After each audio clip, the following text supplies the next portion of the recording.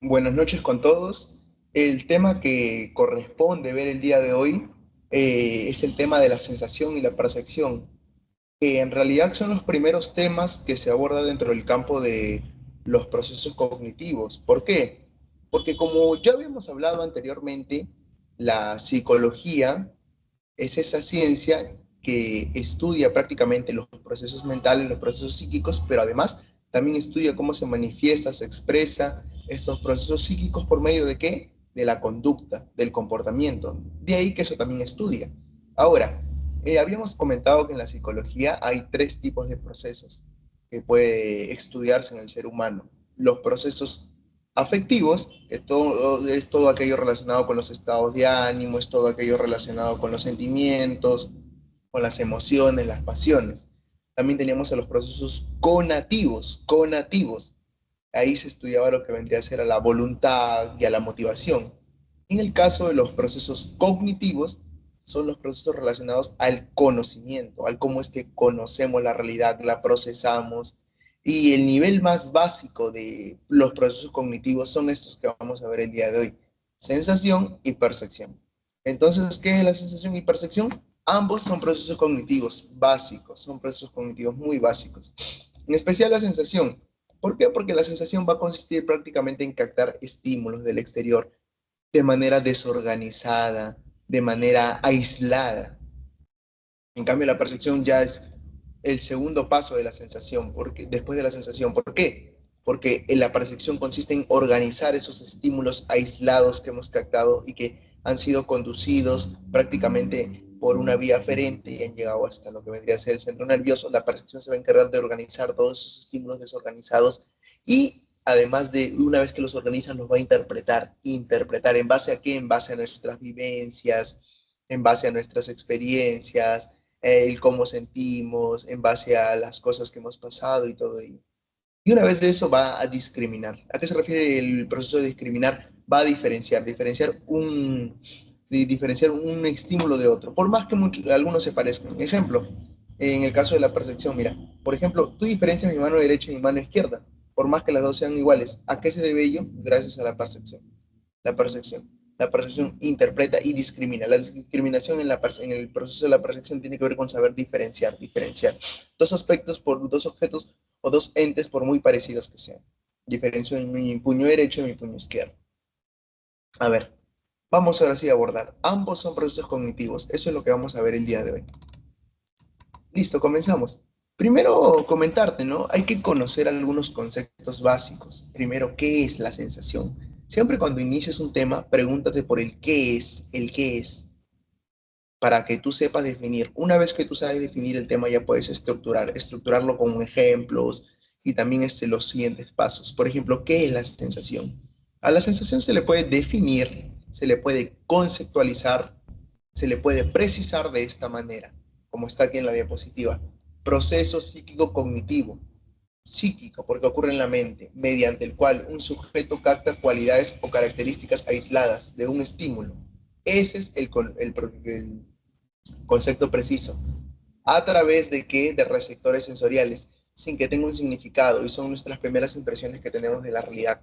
En otras palabras, más sencillas, aquí tenemos, en todo nuestro cuerpo tenemos estos receptores sensoriales que nos permiten captar los estímulos. Yo te hago una pregunta. Vamos a desmentir un mito que por lo general mucha gente lo tiene.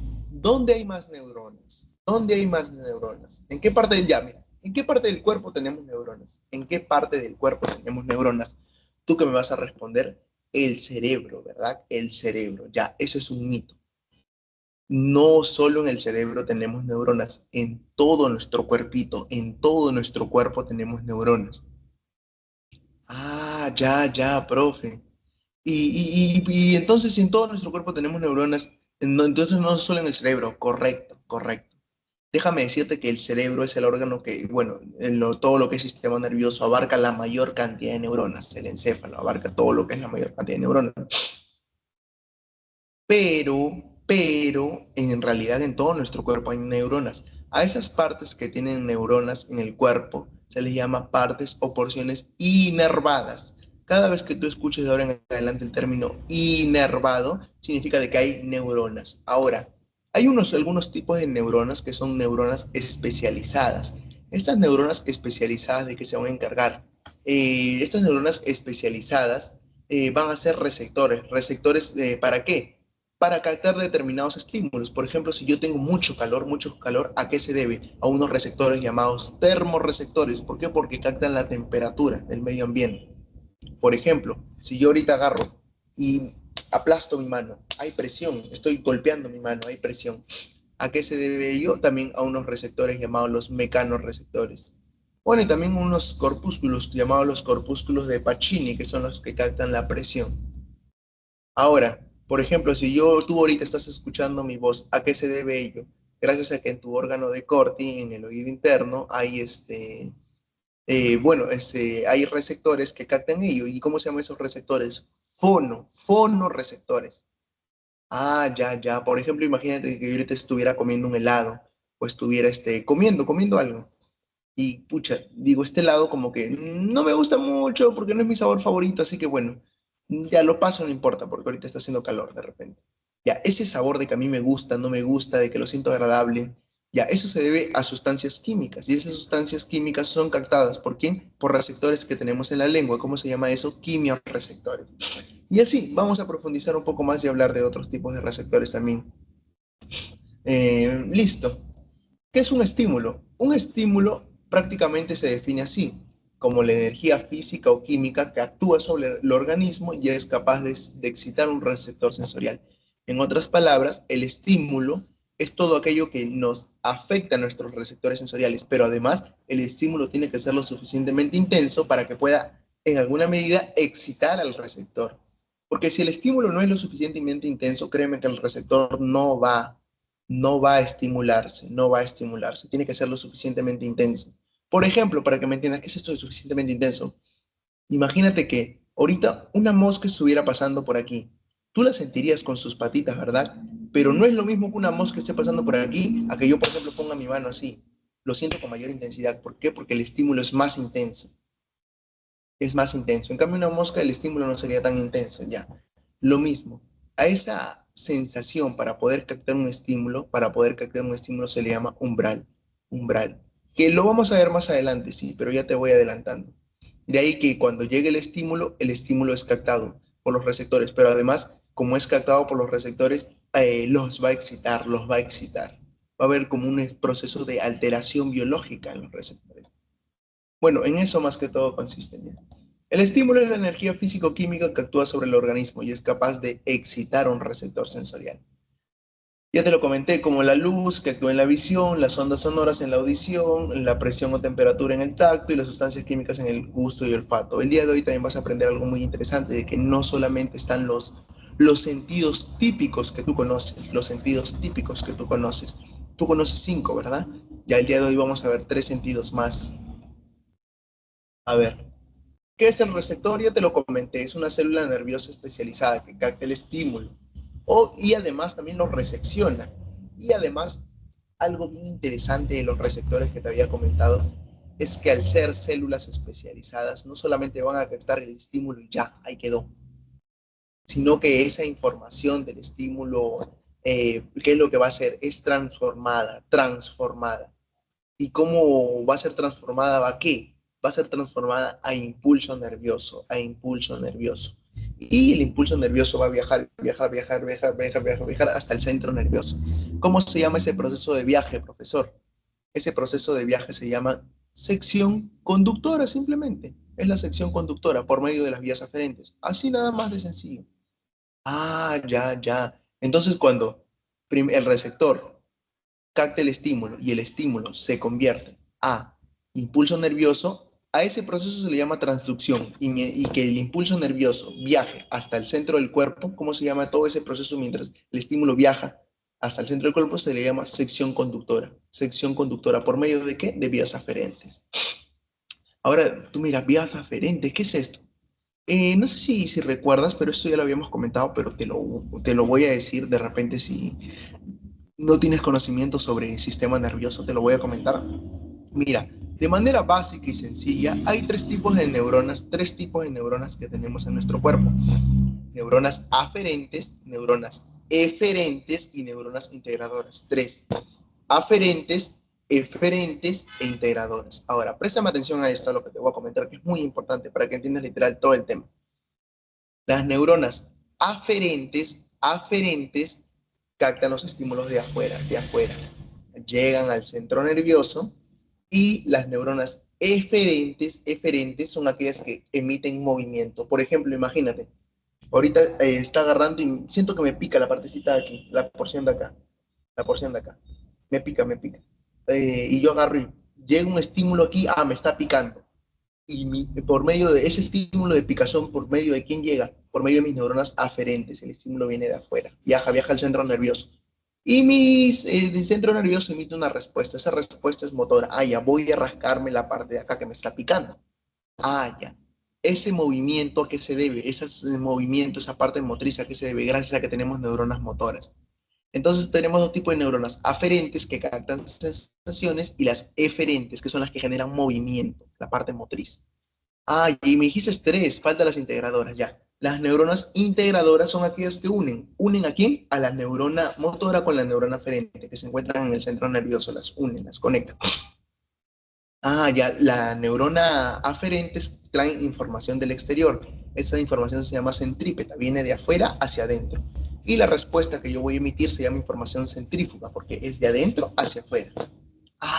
Ya, profe. Por eso que lo llamas sección conductora por vía aferente. ¿Por qué? Porque ¿qué es la sensación? Captar los estímulos de manera desorganizada de afuera. Y se dirigen hacia el centro nervioso. Ya, ahora ya entiendo.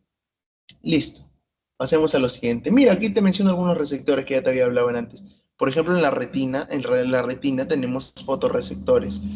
Y los mecanorreceptores se encuentran tanto en la piel como en el oído y los quimiorreceptores en la lengüita y en la nariz. Y eso, déjame decirte que en la lengüita hay porciones, ¿no? Por ejemplo, en la puntita de la lengua estamos más dulce y todo ello. O sea, va a depender también. A ver, la transducción. La transducción, acuérdate mucho este término, mira. ¿Qué es la transducción? Es el proceso por el cual el estímulo pasa a convertirse en impulso nervioso. Como excitado el receptor, ¿qué es lo que hace? Ese estímulo, como excitado el receptor, pasa a convertirse a impulso nervioso. Pasa a convertirse a qué? En impulso nervioso. Ahora, ¿cómo se llama ese proceso? Transducción. ¿Qué es la transducción? Proceso mediante el cual un estímulo físico se convierte en impulso nervioso. Nota, aquí te he puesto una nota, mira, léele, es muy importante. Sin transducción, no hay percepción y no hay información psicológica. Más claro, no hay conocimiento. De ahí que la sensación es el proceso cognitivo más básico, más sencillo, sí, pero a partir de ese proceso cognitivo muy básico y muy sencillo, siguen los demás que son más complejos, ¿no? Como la percepción, la atención, la memoria, el lenguaje, la inteligencia, el pensamiento, etc. Pero este es esencial. Nota, sin traducción no hay información psicológica. Ahora tú miras, ¿hay enfermedades o patologías que afecten a los receptores? Sí, sí las hay, pero y es otro tema. Digamos con sensación. Ahora, déjame comentarte las vías, ¿no? Las vías. Te había comentado que, bueno, en algunos textos también lo vas a encontrar de otra forma. Mira, aquí dice vías nerviosas aferentes. ¿Qué son las vías nerviosas aferentes? Prácticamente es la sección conductora, sección conductora. La vía nerviosa aferente es la sección conductora, que una vez ya pasado la transducción y ya el estímulo se ha convertido en impulso nervioso, va a viajar. Eso se le conoce como sección conductora y también la vas a poder encontrar con el nombre de vías nerviosas aferentes en los textos de psicología. ¿Qué son las vías nerviosas aferentes? Canales por los que los impulsos nerviosos viajan desde los receptores hacia el sistema nervioso central o hacia el centro nervioso, también puedes llamarlo y del sistema nervioso central o centro nervioso. ¿Qué es ese centro nervioso? Es especialmente en el cerebro, donde la información es registrada, aún sin interpretación consciente. ¿Te acuerdas lo que te había comentado? ¿Quién va a organizar esa información? ¿Quién va a darle un significado y una interpretación a esa información? La percepción. Eso ya es percepción. Eso es el otro tema que vamos a verlo más ratito. Ojo, en sensación la información está desorganizada. Recuerda que los estímulos se captan de manera aislada, sin un orden. de manera caótica. Nota, algunos consideran esto aparte como algo llamado la sección conductora o vía aferente. Ah, ya te lo he puesto. La sección conductora o vía aferente. Acá está. Ah, ya, este es sistema nervioso central, sistema nervioso central. Algunos también a la sección conductora no solo lo consideran a la vía aferente, sino lo juntan más al centro nervioso, sistema nervioso central. De hecho, esto va a variar con respecto al texto, pero lo importante es que puedas tener una información precisa. Adaptación sensorial. ¿Qué es la adaptación sensorial? Mira, te comento. No sé si te ha pasado, pero muchas veces de repente estás pasando con el carro, estás pasando con el micro, con el bus, y estás pasando por un lugar, y en ese lugar de repente se ha roto el desagüe.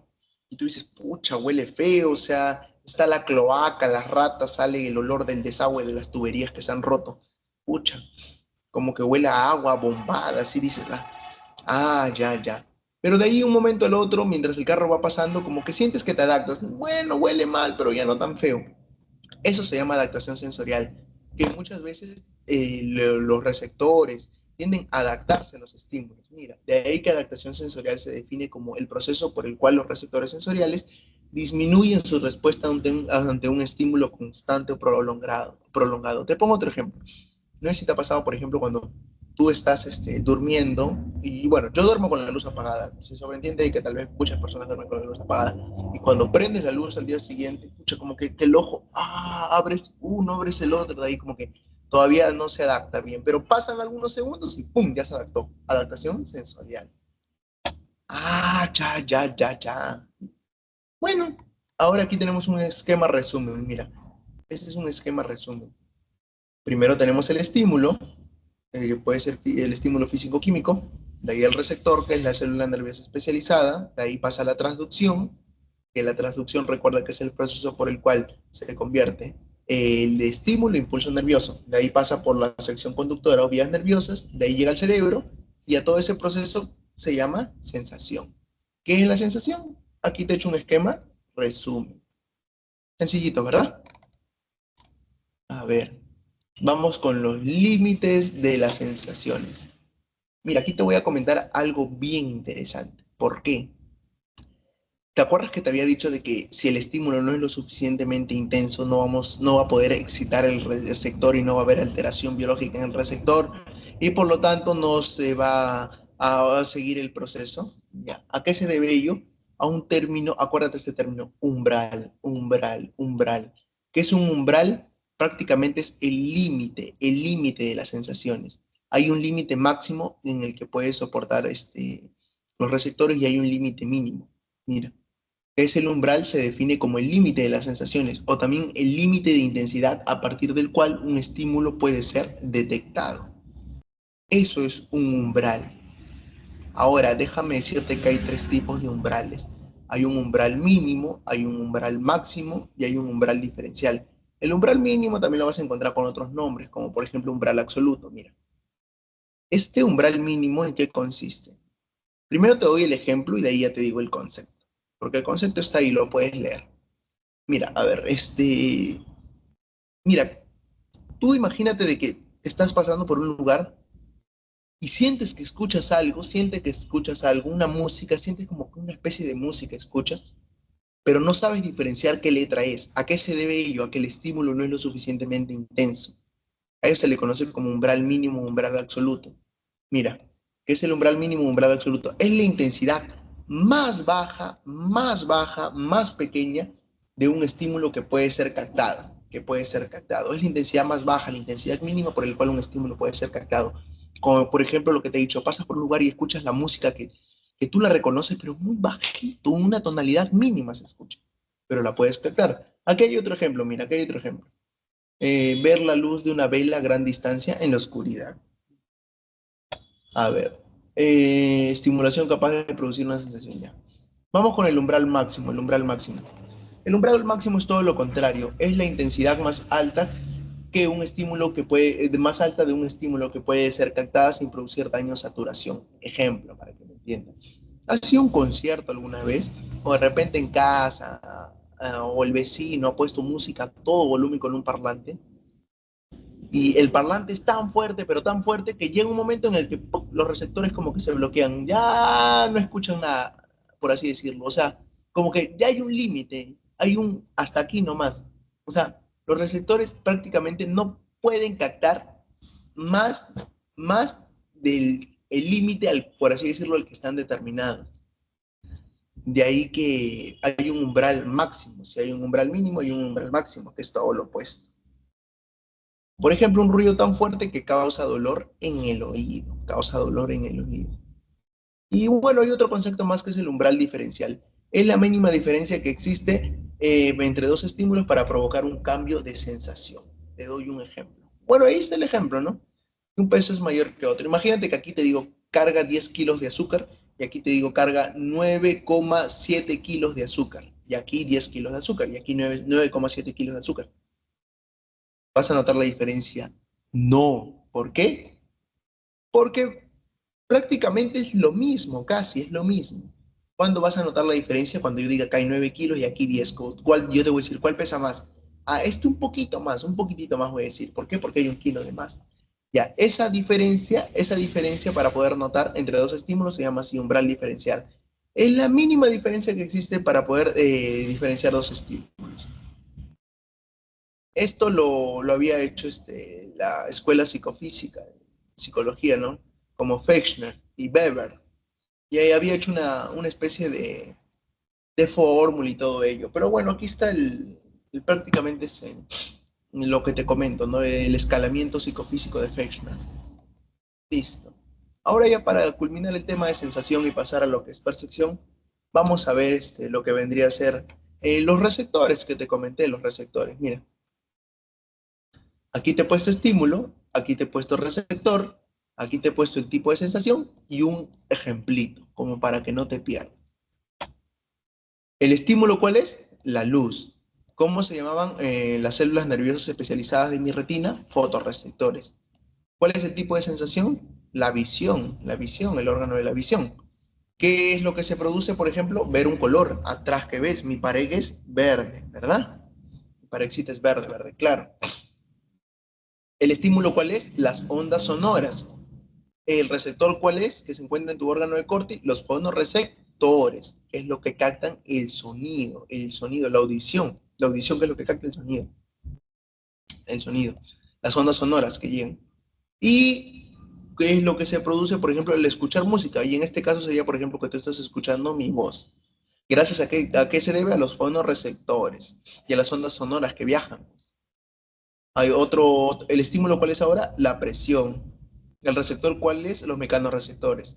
El tipo de sensación que se da en la piel. Por ejemplo, cargar algo pesado. Imagínate que estoy cargando una pesa, una pesa. Ah, una pesa.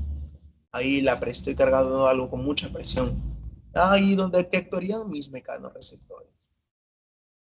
Otro ejemplo, el estímulo es las sustancias químicas. El receptor es los quimiorreceptores, el gusto. Por ejemplo, probar pastel, probar una torta, algo. Ah, ya. ¿Te acuerdas que te dije que no solamente había 5 sentidos, sino había más, había 8 sentidos? Déjame comentarte que hay 8 sentidos, 8 sentidos. Mira. El otro sentido se llama así, el sentido vestibular, vestibular. Ah, vestibular. ¿Y de qué se encarga? Mira, te lo voy a comentar. No te lo he puesto ahí, pero te lo voy a comentar. Se encarga prácticamente de la orientación interna, la orientación interna. Yo tengo una orientación, me oriento en el espacio de manera interna. Por ejemplo, cuando estoy parado en el carro, hay una orientación interna. Yo sé que estoy viajando, sé que me estoy moviendo en el carro cuando viaja. Por ejemplo, también cuando estoy subiendo de un ascensor de un primer piso a un octavo piso. Hay un sentido de orientación interna, de equilibrio. Ah, ya. El estímulo es el movimiento y el equilibrio interno. Tipo de sensación vestibular del oído interno. Bueno, la sensación vestibular, por ejemplo, cuando el carro avanza. Este es otro tipo de sentido, mira, el que te señalaba acá. Este otro tipo de sentido, ¿cómo se llama? ¿Cómo lo vas a encontrar? Como sentido kinestésico. Kinestésico, con K. Ah, ya, ya. ¿Y de qué se encarga la kinestesia? La kinestesia tiene que ver más que todo con el hecho de agarrar y orientarme en el espacio, pero ya no de manera interna, sino de manera externa. Darme cuenta de ello. Por ejemplo, no sé si has visto a las personas que hacen malabares, malabares, malabares, malabares, o esas personas que caminan por una pita, en los circos caminan por una pita y tienen una flexibilidad para poder caminar, una precisión. Ah, sí, sí, sí, gracias a que se debe ello a la kinestesia. Por ejemplo, los jugadores de fútbol, por ejemplo, podemos poner el caso de Messi, no sabe manejar muy bien la pelota. ¿A qué se debe que sabe manejar muy bien el balón, la pelota? Prácticamente kinestesia, kinestesia, movimiento externo, mover muy bien. Las personas que bailan mucho desarrollan este sentido bastante, la kinestesia. Movimiento físico externo, propio sector. El receptor se llama así, propio sector. La kinestesia es el tipo de sensación kinestésica. Un ejemplo de ello, caminar con ojos cerrados. Ahora, hay un receptor, bueno, hay un sentido que se llama así, la senestesia. Senestesia. Aquí está, senestesia. Este tipo de sentido se encarga de ver prácticamente el cómo se siente el cuerpo. Aquí, esto está muy relacionado a una estructura del sistema nervioso llamado el hipotálamo. ¿Por qué? Porque este sentido de la sinestesia nos permite ver cuando yo tengo hambre, cuando tengo sed, cuando la temperatura se eleva, nos permite ver, por ejemplo, cuando tengo náuseas, etcétera. De ahí que se encarga del estado interno del cuerpo. Interoreceptores. Interoreceptores son los tipos de sensación. Ah, mira, una nota aquí te he puesto, en algunos textos de psicología lo vas a encontrar así. Los primeros cinco sentidos clásicos, como captan estímulos del exterior, se le llama esteroceptores, esteroceptores. En cambio, las sensaciones vestibulares y kinestésicas se les llama bueno, son propioceptivas. ¿Por qué? Porque captan estímulos del propio cuerpo, son propioceptivas. Y en el caso de la sensación senestésica, que es la última que te he contado, se le llama interoceptiva, interoceptiva. Bueno, eso sería todo. Si es que no hay ninguna duda, pasemos a lo que es percepción, pues percepción. Te comento, mira, ¿qué es la percepción?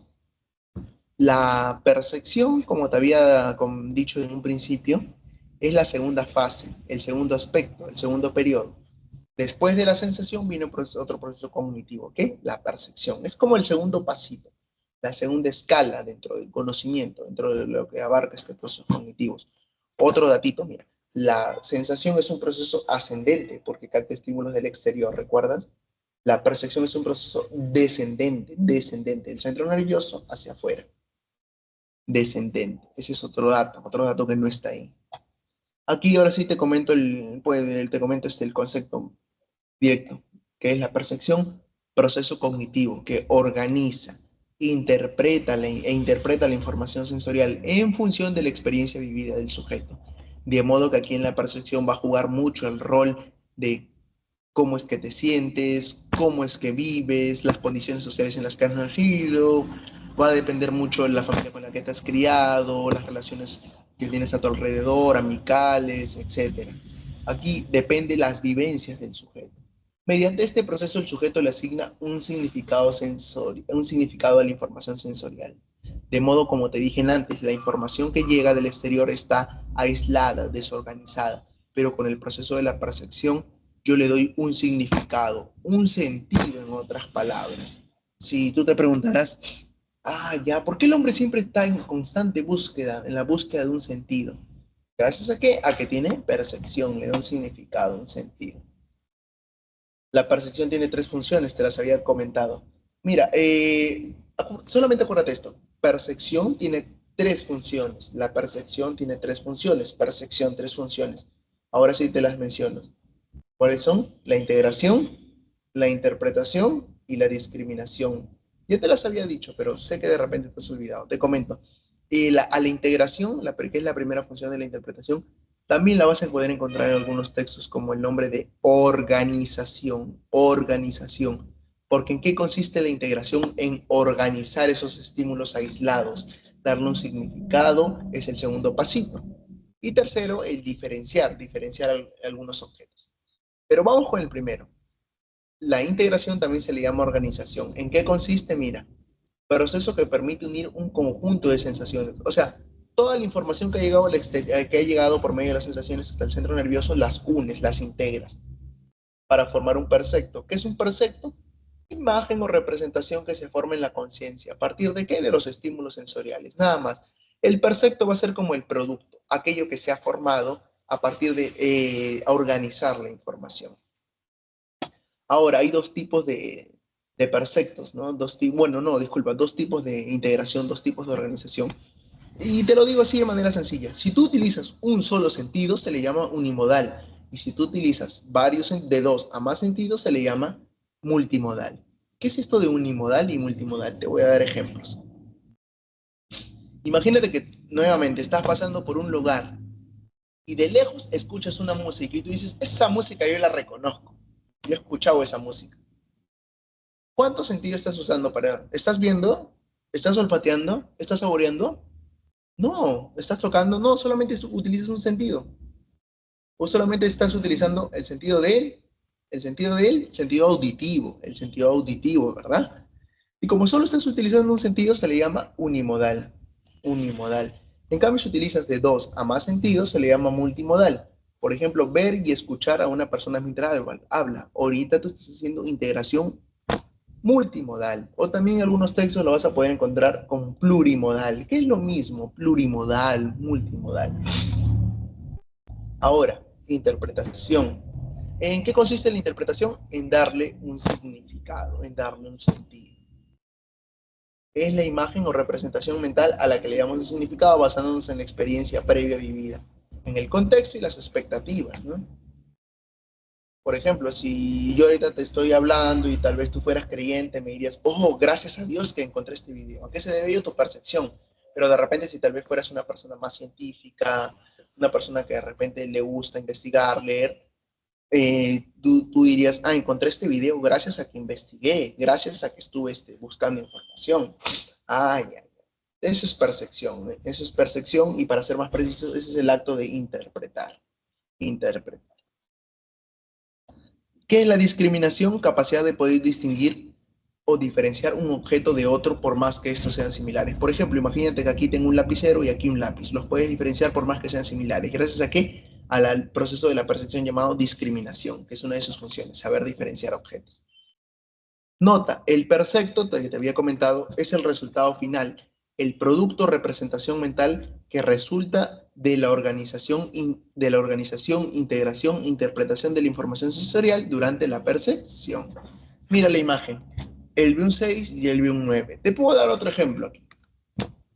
No es un ejemplo propio, sino es un ejemplo tomado de la filosofía jainista de la India. Ejemplo que te voy a dar. Por ejemplo, imagínate que a cuatro personas cieguitas, cuatro personas cieguitas, las ponemos a una persona, le decimos, mira, tenemos cuatro personas ciegas, y un elefante, y un elefante, y un elefante. Una persona toca la cola del elefante y dice, estoy tocando como una especie de cuerda o de soga. Otro le toca la trompa y dice, estoy tocando como una especie de instrumento musical. Otro le toca el lomo y dice, estoy tocando como una pared. Otro le toca la oreja y dice, estoy tocando como una especie de abanico blando. ¿Quién de los cuatro tiene razón? Los cuatro. ¿Por qué? Porque eso es percepción. A ver, déjame decirte que hay una escuela en psicología que se llama la escuela de Gestalt. Gestalt. Está, mira, escuela de Gestalt. ¿En qué consiste? Falta la T. Es Gestalt L y de ahí sigue la T. No olvide. Bueno, yo lo he puesto, pero ya la diapositiva has hecho sí. Escúchame, la escuela de Gestalt, ¿de qué se encarga? La escuela de Gestalt fue fundada por, bueno, algunos psicólogos más, Mars Wertheimer, Kafka, Kuller. En el caso de Wertheimer, publicó un artículo muy bonito que se llama El fenómeno Pi, ¿no? En el que, mira, te voy a comentar en qué consiste el artículo del fenómeno Pi. Aquí no está, no lo he puesto, pero te lo comento. El artículo del fenómeno pi consiste en esto. No sé si has visto Imagínate que yo ahorita, ¿ves que mi foco está prendido? La luz de mi foco está prendido, ya. Imagínate que yo jugara a aprender y apagar la luz de mi foco, ya. El fenómeno pi consiste en esto. El artículo que publicó Wertheimer consiste en esto, mira. Jugaba con dos focos. Uno se prende, el otro se apaga. Uno se prende, se apaga, se prende, se apaga, se prende, se apaga. En realidad, que ¿hay movimiento ahí? No, solamente hay prácticamente alternado de prendido y apagado de focos. No hay movimiento, pero el cerebro lo percibe como si hubiera movimiento. Así es como funcionan las lucecitas de Navidad. No sé si has visto en Navidad, hay lucecitas que ponen en el árbol. Parece que hubiera movimiento, pero en realidad es simplemente el estado de estar apagado y prendido de los foquitos, nada más. Pero el cerebro lo interpreta como si hubiera movimiento.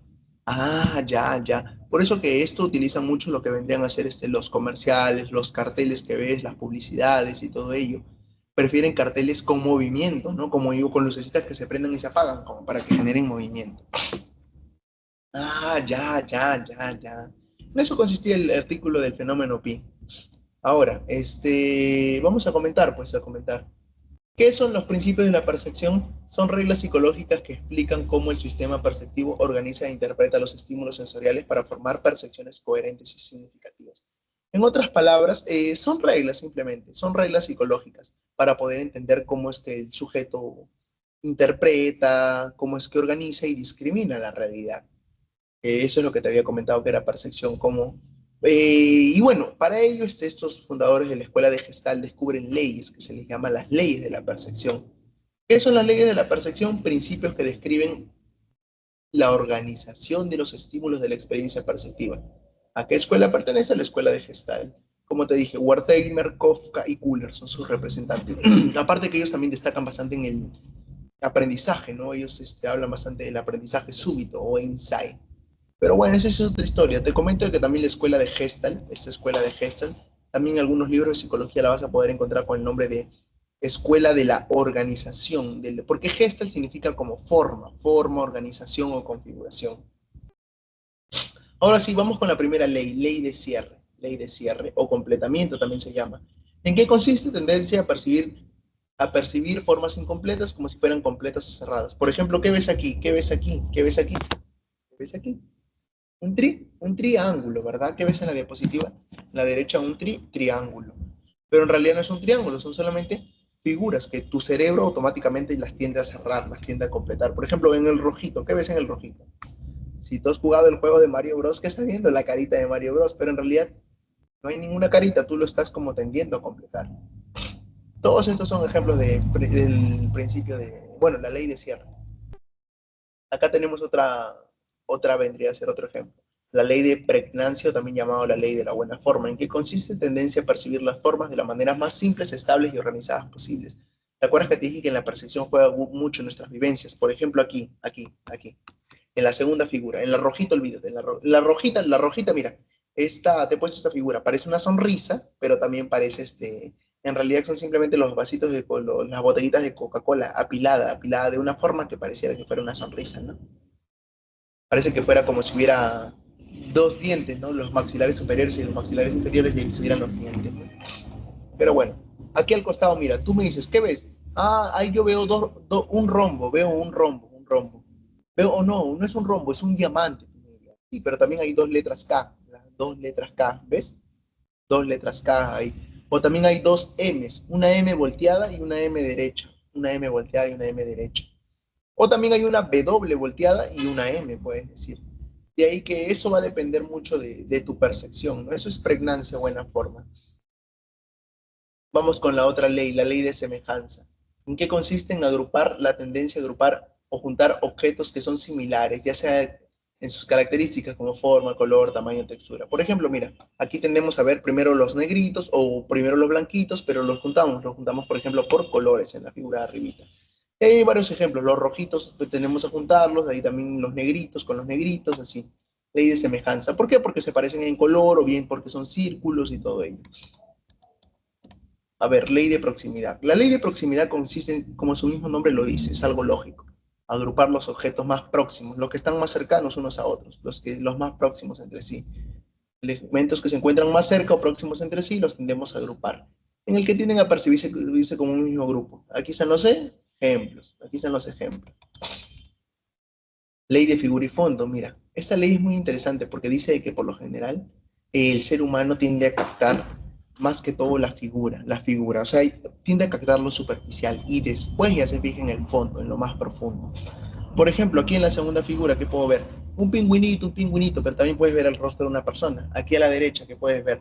Como parece una especie de copa, ¿verdad? Pero también parecen dos siluetas de dos personas. Es curioso, todo esto es percepción. Ley de figura y fondo. Se destaca como figura principal y el resto se percibe como fondo. Vamos con la siguiente. Ah, principio del holismo o principio holístico. ¿Cómo lo representaban ellos? El todo es más que la suma de sus partes y que la percepción se organiza como totalidad significativa, no como elementos aislados. A ver, te voy a dar un ejemplo, que no esté ahí. Imagínate que tú ahorita entras a mi habitación ¿Tú ves una sola parte de mi habitación o ves todo de manera global primero cuando entras? Ves todo y de ahí ya fijas tu atención de repente en algo que tal vez se llame el interés, ¿no? Como tal vez el techo, tal vez la refri, tal vez de repente yo, tal vez la computadora. Después ya fijas tu atención, pero primero captas todo, todo de manera holística. Lo mismo, mira aquí, ¿qué ves? Una casita, ¿verdad? Pero en realidad esa casita que tú ves aquí no es una casita, son simplemente figuras geométricas. Un triángulo, rectángulos, cuadrados, círculos, son figuras geométricas. Pero la ley del holismo tiende a percibir todo y de ahí ya las partes. Vamos con la siguiente. Percepción de la distancia y del espacio, constancia de tamaño. Un objeto se percibe grande o pequeño a pesar que lo vemos más pequeño. Ah, ya, eso se debe a constancia perceptual. ¿Qué es la constancia perceptual? Que nosotros sabemos de que, bueno, tendemos a percibir los objetos más estables, pero también hay variante perceptual, que es cuando los objetos como que sabemos de que se están moviendo. Constancia perceptual no es lo mismo que variante perceptual, son antagónicos estos que te estoy comentando. Pero mira, aquí puedes ver ejemplos de ello. ¿Cómo es que se percibe la distancia o el espacio? Mira, mira las figuras que están aquí, apreciadas. Ah, ya. Ahora lo que te voy a comentar se llama así. No es científico, es pseudocientífico. Pseudocientífico. ¿Qué es pseudocientífico? Pseudo es falso. Ahora, ¿en qué consiste esto que te voy a comentar ahora? Prácticamente consiste en comprenderlo, ¿no? Consiste en poder apreciar fenómenos que se llaman fenómenos llamados la percepción extrasensorial. Extra, ¿qué significa? Que se me escapa de mi campo visual, ¿no? Que se me escapa de mi campo, de los campos de mis sentidos, que se escapa, va más allá, trasciende. Y esto es pseudocientífico. Ojo, no está comprobado por la ciencia, pero te lo comento. ¿Qué es la percepción extrasensorial? Es el supuesto proceso mediante el cual se obtiene información sin la intervención de los sentidos conocidos, ni de mecanismos sensoriales físicos comprobados. No está demostrada científicamente, no se considera un proceso cognitivo y se estudia desde la parapsicología. Hay pseudociencias muy interesantes. Quien te habla estudia pseudociencias también de manera personal, autodidacta, como la alquimia, la exobiología, la parapsicología, la parafísica, etc. El ocultismo, hermetismo, etc. La parapsicología es una de ellas, que estudia esto de la percepción extrasensorial. Por ejemplo, y muchos de los pseudociencias utilizan lo que vendría a ser tecnología científica para avalar sus estudios, ¿no? Por ejemplo, dicen, ¿no? Que cuando una persona está, te doy un ejemplo, cuando una persona, por ejemplo, está agarrando y ya ha fallecido, como que se utiliza determinados aparatos electromagnéticos y dicen como que la persona se estuviera comunicando todavía después de fallecer. Cosas así, cosas raras utiliza la parapsicología. Pero bueno, si es que te interesa este campo, puedes estudiarlo. Pero aquí te voy a dar algunos conceptos básicos relacionados al tema de la percepción. Hablemos de telepatía. ¿Qué es la telepatía? La capacidad de transmitir información de mi mente a la mente de otra persona, de mi mente a la mente de otra persona y que esa otra persona me responda. En otras palabras, hay un proceso de comunicación, pero solo mental. Mira, ¿qué es la telepatía? ¿Cómo se define? Capacidad supuesta de transmitir o recibir pensamientos, emociones o imágenes entre personas sin usar los sentidos ni medios físicos. Clarividencia. ¿Alguna vez has dicho, has escuchado o has visto, esa persona tiene ojos clarividentes? ¿Qué es la clarividencia? La clarividencia tiene que ver con el hecho de una capacidad, una supuesta capacidad de percibir objetos más allá de tu campo sensorial. Por ejemplo, ahorita yo estoy en mi cuarto, pero yo puedo decir, ¡ja! La señora de la esquina se le ha caído el plato de salchipapas que iba a preparar. ¿Cómo? Porque tengo una visión clarividente. Capacidad supuesta de percibir objetos, personas o hechos distantes en el paso sin contacto sensorial y directo, o directo, sensorial directo. Ahora hay otro punto que se llama la precognición. De repente también en algún momento lo habrás escuchado como la premonición o precognición. ¿En qué consiste? La capacidad supuesta de conocer o anticipar los hechos futuros sin basarse en información presente ni en inferencias lógicas. Ejemplo, para que me entiendas, yo puedo decir, mi compañero dentro de un par de horas se va a tropezar en la escalera y se va a quebrar el brazo. Y pasan las 2 horas y dicho y hecho pasa. ¿Cómo es que supe ello? Con precognición o premonición. Pude ver el hecho antes de que ocurriera. En otras palabras, me estoy adelantando al futuro. Vamos con el siguiente, la psicocinesis o psicoquinesis.